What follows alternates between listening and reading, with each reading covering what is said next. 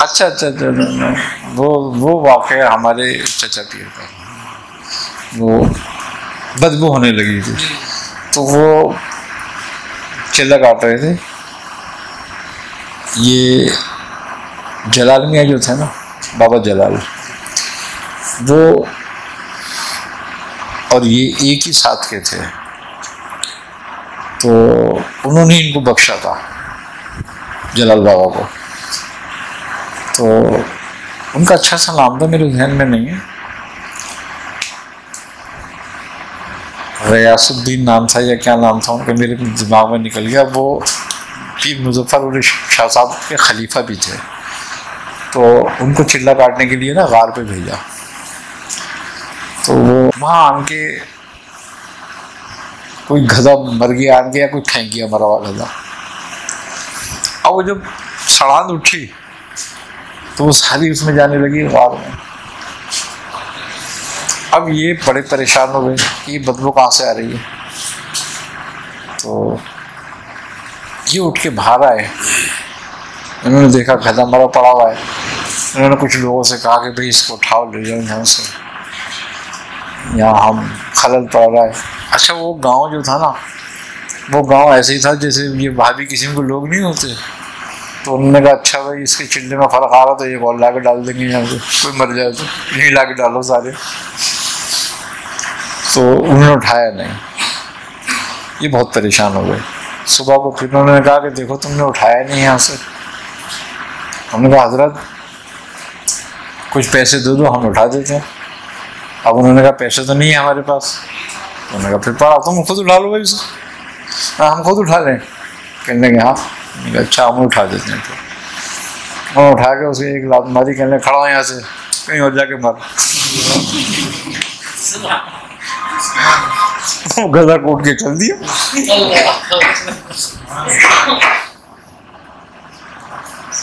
और जो पंच साहब वहां भी उसके घर के सामने जाके बढ़ गया, गिर गया। उसने आन के इनसे माफी मांगी, वरना गधा किसी ने उठ रहा था। वो सारा गाँव लग गया उसको उठाने के लिए, गधा नहीं उठता किसी से, और उसकी बदबू सारे घर में फैल गई। वो ऐसे थे। उन्होंने जलाल शाह को बख्शा था सब कुछ। जब इसी चिल्ले के बाद ना उनकी हालत खराब हो गई थी, फिर तबीयत बिगड़ गई उनकी। तो जब वो हुआ तो ये जलाल शाह जो थे ना, ये बेसिकली मुफ्ती थे और शेखुल हदीस थे ये। हाँ, तो ये शेखुल हदीस थे। तो पीर मुजफ्फर शाह साहब के पास ही आए, क्योंकि वो जो थे ना, वो ज़रा उनके मामलात ऐसे थे कुछ थोड़े से। अब उनका हाल क्या था, वो क्या कहते, अब वो कव्वाली नहीं सुनते थे। अब वो कहते कि जाओ यार देखो कि कौन सी जो ऐसी है ना औरत गाने वाली जिसके बहुत अच्छे गाती है, उसको लेकर आओ। और वहाँ मुजरे होते। तो अब सारा गांव तो नहीं जानता था, तो कोई उनसे बोलता नहीं था कुछ। अब ये आए, वहाँ मुफ्ती हो गए नए नए, ये उनसे उलझ पड़े ये क्या करते हैं। अच्छा, तो उन्होंने कहा कि बाबा, एक दिन कहने लगे ये सब गैर शरई है और ये हराम है और ये है और वो। बाबा जब एक आदमी की आदमी की बात होती है, उन्होंने उनको कहा, तनकीद करी। उन्होंने कहा अच्छा भाई मौलवी तुझे बुरा लगता है, छोड़ देते हैं। तो ये जलाल बाबा किस्सा सुनाते थे। तो कहने लगे मैं ये कहता था, सोचता था कि यार ये ऐसा गैर शरई आदमी है, इसका हालत ये है, और लोग इसकी कितनी वो करते हैं कि ये इसको खुदा बना रखा है उन्होंने, और बड़ी वो करते हैं। तो वो कहने लगे कि एक दिन मुजरा हो रहा था। अब देखो मजे की बात, तो ये लोग इनसे कहने लगे कि वो मुफ्ती साहब आ रहे हैं रुकवाने के लिए ना, कुछ लोगों को साथ लेके। तो अरे कहने लगे आने दो, मौलवी भी नाचेगा।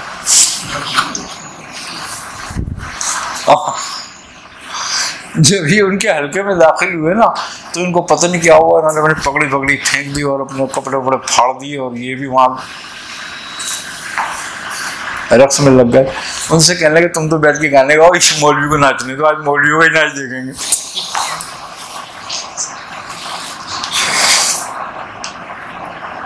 अब ये आधी रात तक पूरा जो है ना वजद में रहे। उसके बाद ये पैरों में गिर कर रोने लगे, तो मुझे माफ कर दो। मैंने कहा मौलवी आज तो तूने अच्छा काम किया, आज क्या माफी है? आज माफी मांगने की क्या जरूरत है भाई? कहने लगे नहीं बस मुझे माफ कर दो।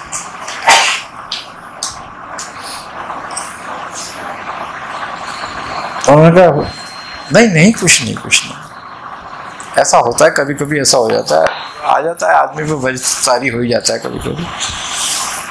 तो कहने लगे नहीं हजरत बस मुझे माफ करें आप पहले। अरे तो उन्होंने कहा तुमने तो कोई ऐसा काम भी नहीं किया जो तुझे हम गलती माफ करने की जरूरत पड़े, सही आदमी है तू इतना इसरार क्यों कर रहा है भाई माफी को? कहने लगे मियाँ बस मैं क्या बताऊं, मैं कौन से दरबार पे था और सब मुझसे कह रहे थे ये वो जो एतराज कर रहा था। ऐसे लग रहा है कि जैसे मैं निकाला ही गया हूं बिल्कुल। तो हंसने लगे, कहने लगे नहीं नहीं नहीं तेरे नाचने तो आज दाखिल कर दिया तुझे। फिर वो बैत हो गया इनसे। तो फिर वो जब ये बैत हुए तो उनसे कहने लगे अच्छा, वो कहने हजरत मैं क्या करूं, मेरे को जिम्मे काम लगाए ताकि मैं तालीम और तरबियत का कुछ काम करूं। कहने लगे नहीं अभी नहीं, अभी तुम ऐसा करो, ये गयास नाम था क्या, गियास नाम था उनका, ऐसे कुछ नाम था कि ये इसके साथ रहो, ये तुम्हारी तरबियत करेगा, फिर उसके बाद पढ़ाना।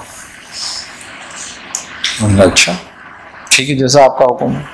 उनके साथ लग गए। फिर तो वो खुद मजबूर हो गए, फिर पढ़ाते क्या, फिर तो खुद भूल गए अपनी पढ़ाई। फिर जब मेरी मुलाकात जिस हालत में उनकी हुई थी तो वो तकरीबन 40 साल से उस हालत में थे। तो उनके पास एक बोतल लेती थी, उस बोतल में शराब होती थी, वो उनकी जेब में पड़ी होती थी, बस उसमें से निकाला, उन्होंने ढक्कन खोला, लगाया, उसको बंद करा, फिर वापस डाल दी और वो फिर भर जाती थी। अब वो कुत्तों को भी पिला रहे हैं उसमें से खुद भी पी रहा है। तो मैंने क्या समाचार ये भी है। तो वो उनके हालात फिर दूसरे ही हो गए थे, बिल्कुल बदल गए थे। अगर देखा जाए तो उनका जो बताते थे कि वो अब्दालों में शुमार कर दिया था उनको, एक जगह नहीं रहते थे। मैं 6-7 महीने था। एक मौलवी साहब थे वहीं पे, वो आए एक दिन, कहने लगे हजरत आपने कुत्ते पाले में। हमने कहा हमने कौन सा कुत्ते पाल लिए? तो पिल्ले थे छोटा ये। अरे कहने लगे ये, अरे ये तो छोटा सा बच्चा है अभी तो कहने लगे आपको पता है इसका रुमाल निजिस है और जहाँ ये होता है वहाँ फरिश्ते नहीं आते। कहने लगे मौलाना ये पक्की बात है, जहाँ ये होता है फरिश्ते नहीं आते? कहने लगे हाँ। कहने चलो शुक्र है, इन फरिश्तों से जान छूटी। क्या मतलब? कहने लगे जहाँ नेकी के नहीं आएंगे वो बुराई के भी नहीं आएंगे। वो कहने लगे लाहौर इलाकों। एक दिन एक नाबीना आ गए, हाफिज जी थे, वो मुझसे कहने लगे भाई वो यहाँ पर वो जो बुजुर्ग से हैं वो मजजूब वो कहाँ हैं? मैंने कहा वो यहीं होते हैं, लेकिन आप क्यों आ गए उनके पास? कहने लगे ज़रा मुलाकात करनी थी उनसे, उनके बारे में कुछ सुना है मैंने कहा अच्छा भाई सुना है तो मिल लो फिर तुम, देखो अभी क्या होता है। मुलाकात हुई उनसे, उनकी बड़ी बिठाया इज्जत से हाफिज जी को, हाफिज जी बैठो, हाफिज जी बैठ गए। तो रहते वो यहाँ थे इसमें हाफिज जी मूसा कॉलोनी में। तो कहने लगे हाफिज जी क्या हुआ, खैरियत, कैसे आए? कहने लगे बस राही लीला के लिए आए हैं। कहने लगे राही लीला के लिए? कहने लगे हाँ। तो कहने लगे हमारे पास अल्लाह की राह। अरे कहने लगे हजरत आप क्यों ऐसी बातें कर रहे हैं, मैं तो आपके जरिए अल्लाह तक पहुंचना चाहता हूँ। अच्छा। कहने लगे एक बात बताओ। कहने लगे क्या? कहने लगे आपकी आंखों को क्या हुआ? अरे कहने लगे बचपन में चेचक निकली थी तो वो आंखों में भी निकल आई थी। कहने लगे अच्छा, चेचक क्यों निकल आई थी? कहने लगे अल्लाह की मर्जी। अरे कहने लगे तो फिर इसका मतलब आंखें अल्लाह ही नहीं ली थी? कहने लगे हाँ। कहने लगे तुम्हारे अम्मा अब्बा वालदा वालदे हैं? कहने लगे फौत हो गए। कहने लगे किसने लिया? कहने अल्लाह ने। कहने लगे और कोई अजीज अकारी कोई बीवी वगैरह? कहने वो बीवी थी मर गई, उसका इंतकाल हो गया है। कहने उसको किसने मारा? कहने लगे अल्लाह ने। कहने मौलवी साहब अब तुम कहाँ जाओगे, तुम्हें कौन मारेगा? कहने लगे अल्लाह। अरे कहने लगे सारा कुछ अल्लाह ने बिगाड़ा है अल्लाह ने माँ बाप को भी मारा, अल्लाह ने बीवी को भी मारा, अब अल्लाह तेरे पीछे पड़ा हुआ है, तू ये मारेगा तू ऐसे ऐसा तेरा जो बेरी है तू उसका रास्ता ढूंढ रहा। वो कहने लगे लाहौर में लको तो कोई काफिर है वो बेचारे आप भी निकालिए वक्त में चले गए। किले में तो किसी और को सोच के आया था, ये तो कुछ और है मैंने कहा आप जी क्या हुआ, खैरियत में? बड़ा गुस्से हुआ। अरे कहने कम मूर्ति दे कोई मैंने कहा अच्छा होगा भाई। मुझसे कहने लगे देगा हाफिज को कैसा लगा निपटाया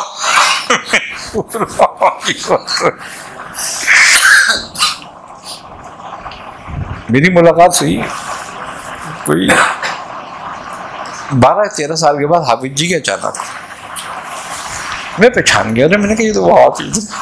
मैंने सलाम करा तो कहीं आए हुए थे, वो कोई तकलीफ थी, वहाँ मुलाकात हुई थी। मैंने कहा मैंने हाफिज जी क्या हाल है? कहने भैया कौन? मैंने कहा तुमने मुझे तो नहीं पहचाना होगा, मैं तुम्हें पहचान लिया। कहले क्या हुआ? मैंने कहा तुम आए थे बाबा जलाल के पास? अरे हाँ हाँ हाँ मियाँ साहब के पास मैं आया था, बाबा जलाल मियाँ के पास। तो मैंने कहा तुम्हारी मेरी से तो मुलाकात हुई थी? अच्छा अच्छा अच्छा अच्छा अच्छा। अरे उन्होंने मेरा हाथ पकड़ चूमने लगे। मैंने क्या हुआ, खैरियत तो है? कह रहे आज मैं जो भी कुछ उन्हीं की वजह से मैंने कहा खैरियत? कह रहे हाँ मियाँ बस क्या बताऊँ मैं, उस दिन तो बड़ा हुआ और मैं आ गया घर। तो उस दिन रात को मैं क्या देख रहा हूँ कि मियाँ जलाल बैठे हैं और दरगबार गौसियत लगा हुआ है और वहाँ फरमा रहे हैं कि मियाँ ये जो है आज मेरे पास आए थे लेकिन ये मुझे बदनाम कर दे तो मैंने इनको भगा दिया वहाँ से, इन पर कुछ करम फरमा दे। तो मुझे इजाज़त मिली किसी इस्म की कि ये पढ़ा करो तुम्हारा मकसद पूरा हो जाएगा। बोले बस मैंने जब से पढ़ना शुरू किया और आज तक मैं भी पढ़ता हूँ। बड़े लोग उनके मुरीद थे, मानने वाले थे, तो बस सारा फैज़ उसी से हुआ मुझे। फिर मुझे किसी घर पे नहीं जाना पड़ा। तो मैंने कहा सही है भाई, ये भी खूब बात रही। तुम वहाँ से तुम्हें क्यों भगा दिया था? कहने लगे मियाँ तुम तो उनकी सोबत में बहुत रहे हो। मैंने कहा नहीं मैं ज़्यादा तो नहीं रहा, 5-6 महीने रहा हूँ मैं भी। अरे तो कहने लगे हम तो एक ही दिन थे, तो तुम कहाँ हो आजकल? अरे मैंने कहा ये हाफिज जी गले ना पड़ जाएंगे। मैंने कहा हाफिज जी मेरा कोई ठिकाना नहीं है, कभी कहीं आज तकरीब में आ गया हूँ, ज़्यादा तो अपने काम में लगे रहो बस, अल्लाह अल्लाह खैर सल्ला। फिर मैं चुपचाप उठ के आ गया। मैंने कहा कोई देखेगा तो बताएगा कि मैं वहाँ रहता हूँ या हाफिज जी पे वहीं पहुँच जाएंगे। उस दौरान मैं अपने काम में लगा हुआ था, मैंने कहा तंग करेंगे, फिर मैं आ गया। तो ऐसा फेस था उनका। अब बात यही है भाई, बस वो बड़े बुजुर्ग कहते हैं ना कि जिसे गमे जाना होता है फिर उसे गमे दुनिया नहीं होता। सीधी बात तो ये है, फिर वो दुनिया से आज़ाद हो जाता है। वो बिल्कुल आज़ाद थे फिर वो। सोबत के अंदर उनके साथ क्या मामला आपके साथ खास? असल में कुछ असबाब थे जो उनके ज़रिए पूरे करने थे, तो वो बस वो असबाब रहे। ज़ाहिरी हालात तो उनके बहुत ही अजीब से थे और वो अजीब मामलों में रखते थे, लेकिन बहरहाल रूहानी मामला उनके जो थे ना बहुत आला दर्जे के, तो वो उसमें वो रखते थे। और बहुत सारे मामला थे, रूहानी मामला तो बहुत रहे, और उनकी बदौलत बहुत लोगों से मुलाकात भी हुई, बहुत लोगों से शनासाई भी हो गई। 13वीं शब का क्या वाक़या है? 13वीं शब का क्या वाक़या है? चांद की 13 तारीख का। असल में बहुत अरसे उनके ना पीछे पड़ा रहा है इस बात के लिए कि हज़रत ख्वाजा खज़र से जो है ना कोई राब्ता हो जाए, कोई ज़ियारत हो जाए। तो एक दिन वो मुझसे कहने लगे सर जब चांद की 13 तारीख आए ना फिर मुझे बताना। मैंने कहा खैर साहब चांद की 13 तारीख आई, मैंने उनसे कहा, मैंने कहा ऐसे बात, कहने लगे अच्छा आ गई। मैंने कहा हाँ 13 तारीख है। अब एक कहने लगे ये लोग आगे पीछे कर देते हैं, देख ले भाई तू पक्की है 13 तारीख। मैंने कहा आगे पीछे कर देते हो तो मुझे नहीं पता, लेकिन आज 13 ही बहरहाल। तो कहने लगे अच्छा।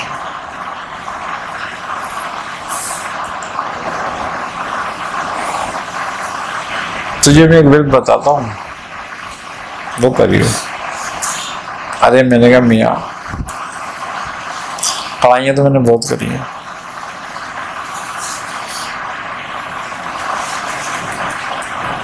मैंने कहा अच्छा फिर? मैंने कहा वैसी कोई बात है तो बताओ। कहने लगे ऐसे किसी को कुछ नहीं मिलती, चल भाग जाए ऐसे। मैंने कहा अच्छा करना ही है। कहने लगे ये इसमें ये पढ़ना है।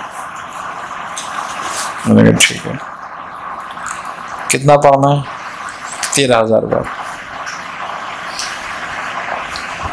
कहाँ पढ़ना है? कहने समंदर पे पानी पे होते हैं वो, तो पानी में जाके पढ़ना पड़ेगा। मैंने कहा पानी के अंदर?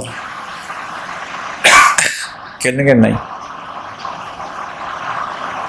बाहर, बस पानी सामने नजर आए तुझे।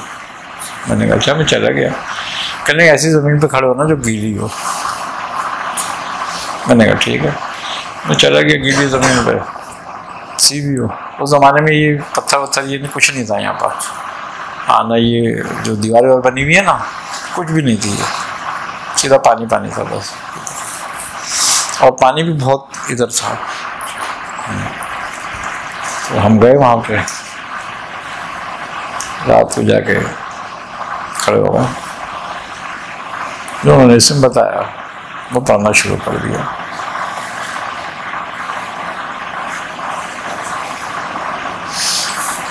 अब जो पढ़ना शुरू करा मैं आधे पे पहुँचाऊँगा, ये आधे से कुछ ज़्यादा हुआ। भाई ये कुछ पठान आ गया बेचने वाला।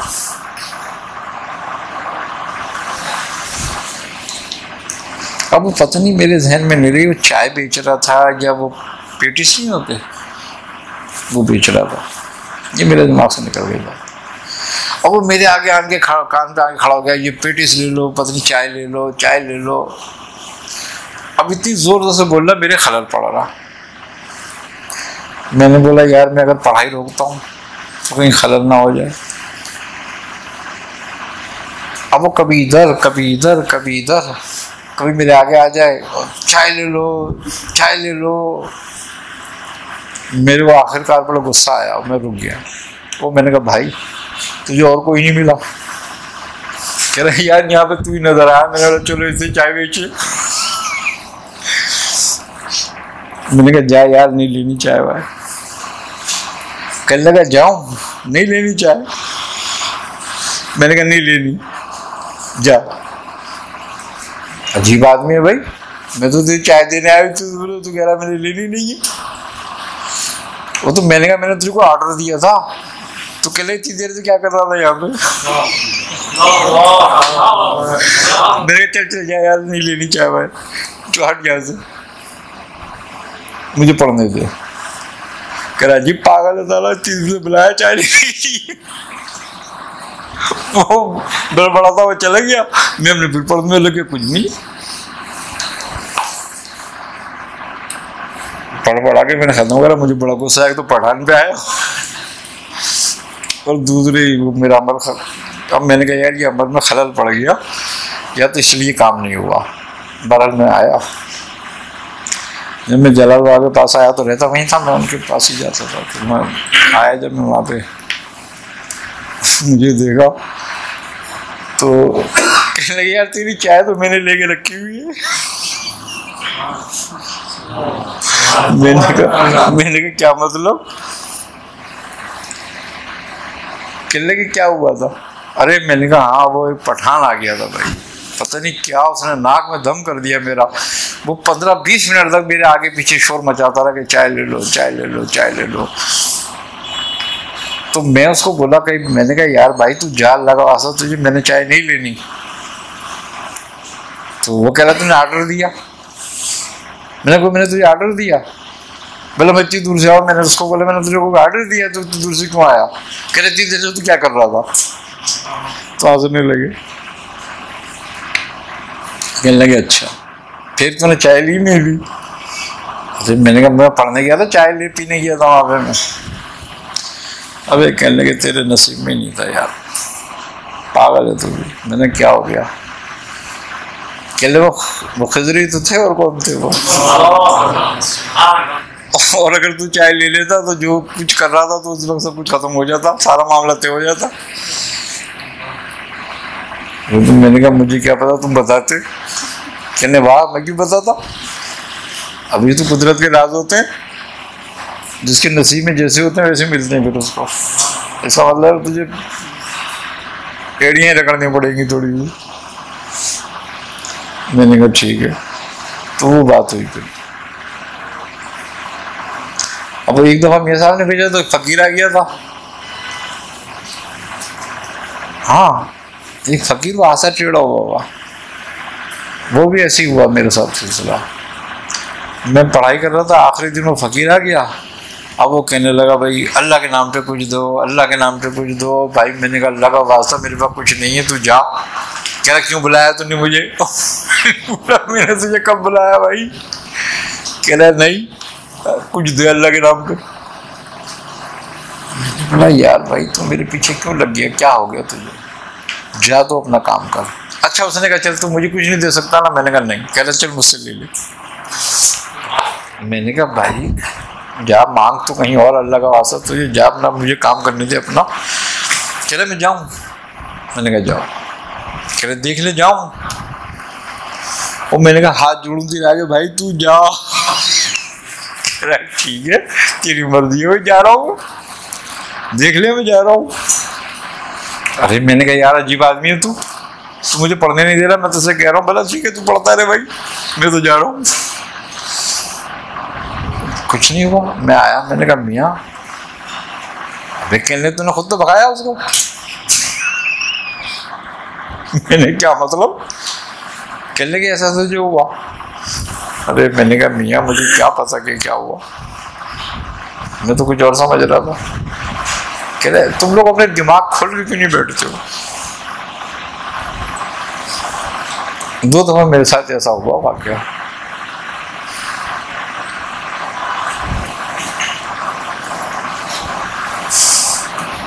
वो तो मेरे पूरा चिल्ला काटा था, आखिरी दिन हुआ था मेरे साथ।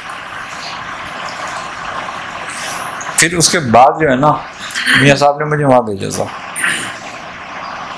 वो जो मजदूर थे ना कि तू कौन, उनके पास। फिर उन्होंने मुलाकात कराई। वो भी ऐसे ही थे। बहरहाल ये है कि ये चीज़ें जो है ना बस नसीब से हाथ आती हैं। लेकिन बात यह है कि बड़े बुजुर्ग कहते हैं किसी को हकीर मत समझो।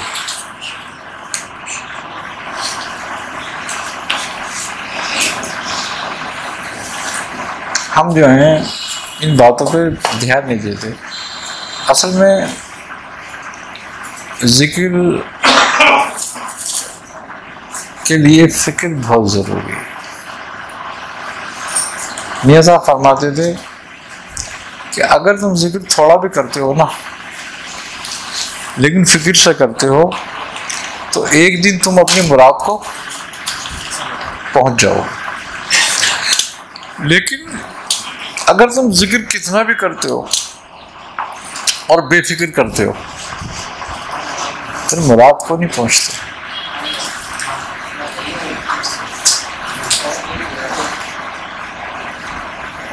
हम इस बात का ख्याल नहीं करते। जिक्र में फिक्र तीन हालतें हैं उसकी। एक हालत ये है कि अपना मुहासबा रखना,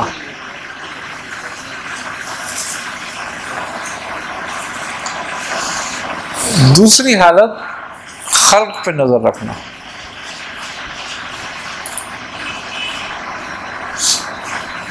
और ये जरा मुश्किल काम हो जाता है थोड़ा सा।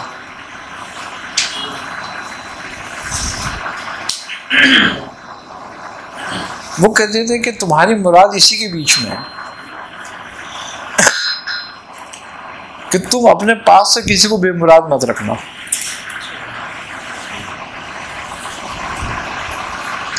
यानी कहते थे सलूक तीन हिस्सों पर है। एक हिस्सा इबादत, दूसरा हिस्सा अताअत, और तीसरा हिस्सा खिदमत खल्क। बोले इसमें चौथी कोई बात नहीं है।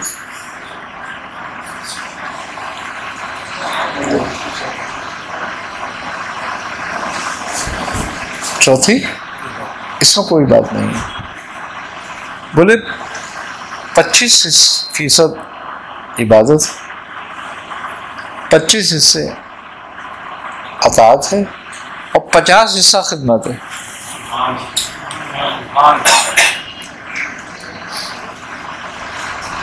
अपने ऊपर अताअत को लाजिम करो।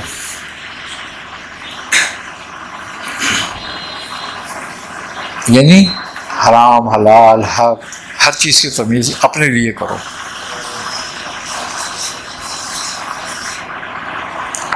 इबादत उसके हक के मुताबिक करो।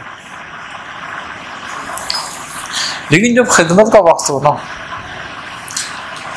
तो फिर कोई तकाबुल नहीं करो। क्यों? कि ये तौहीद अक़बाली है।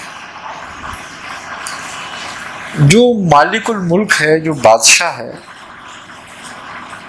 जब वो कहता है कि अल्हम्दुलिल्लाह रब्बिल आलमीन,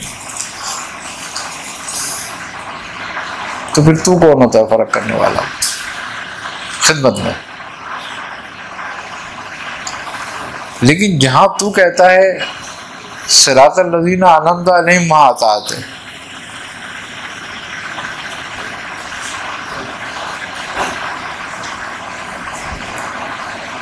इसका फायदा सिर्फ तुझे है।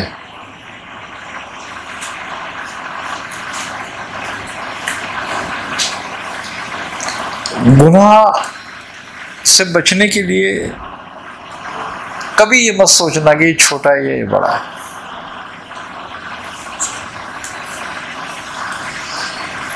बस गुनाह को बगावत के जिम्मे में लेना कि गुनाह जो है वो मालिक से बगावत है।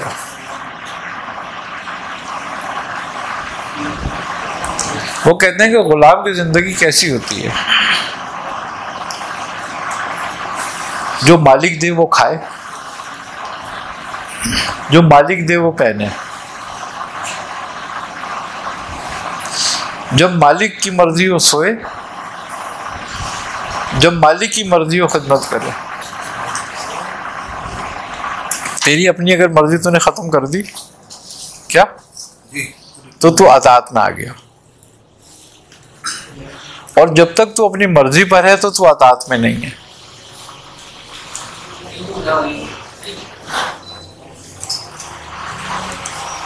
कहते थे जब तक तू अपनी मर्जी, अगर तुझे खाने में जायका आया और खाना बस जायका लगा तो इसका मतलब है तू अतात में नहीं आया।